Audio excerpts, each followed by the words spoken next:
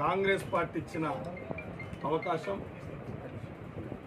ప్రజల యొక్క ఆశీస్సులు, కాంగ్రెస్ కార్యకర్తల, కాంగ్రెస్ పెద్ద నాయకుల యొక్క కృషి ఇవాళ నాకు ఒక ఎమ్మెల్యే అవకాశం వచ్చింది కాబట్టి చాలా సంతోషం ఉంది.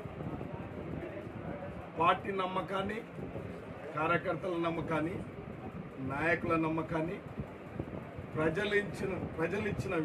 ఉంచిన విశ్వాసాన్ని ఒమ్ము చేయకుండా నిష్పక్షపాతంగా ప్రజాస్వామ్యబద్ధంగా పరిపాలన విధి విధానం ఏ విధంగా అయితే ప్రజలకు అందించాలో ఆ విధంగానే ప్రజలకు సేవ చేసే భాగ్యం కల్పించినందుకు తప్పకుండా పరిపాలన విధానాన్ని పాటిస్తూ గౌరవ మర్యాదలు కాపాడుతూ ప్రతి ఒక్కరిని సేవలు చేసే అవకాశాన్ని తీసుకొని నిస్వార్థంగా తప్పకుండా ప్రజలకు సేవ చేయిస్తా, అదేవిధంగా పెద్దలకు గౌరవం ఇస్తా, అదేవిధంగా పత్రికా సోదరులు కూడా సమాజానికి వారి యొక్క కృషి ఎంతో ఉంది కాబట్టి నిజంగా మాట్లాడాలంటే ఒక నూతన అవకాశం ఇస్తే ఒక నూతన సంప్రదాయం షాద్నగర్లో పరిపాలన విధానంలో కానీ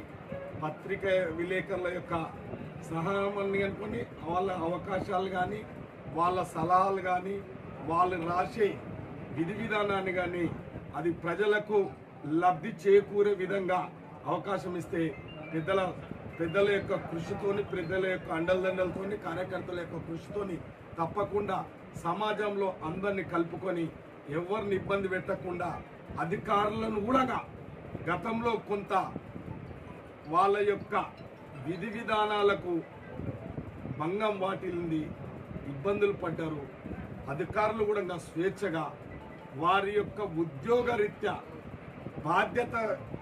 ఏదైతే బాధ్యతలు ఉన్నదో బాధ్యత రహితంగా కాకుండా వారు స్వేచ్ఛగా ప్రజలకు ఏ విధంగా తన ఉద్యోగ బాధ్యతను నిర్వహించాలో ఆ విధంగా నిర్వహించాలి.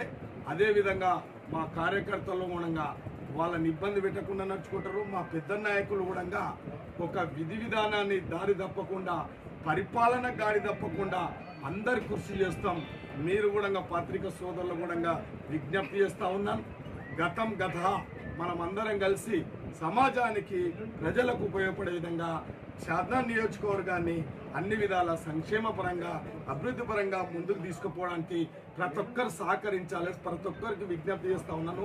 నేను ఎమ్మెల్యేగా భావించను, నేను అందరి వాణిగా మీ కుటుంబ సభ్యునిగా మెలుగుతానని చెప్పి కోరుకుంటూ ఈ అవకాశం ఇచ్చిన భగవంతునికి, కార్యకర్తలకు నా శిరస్సు వంచి నమస్కారాలు చేస్తాను.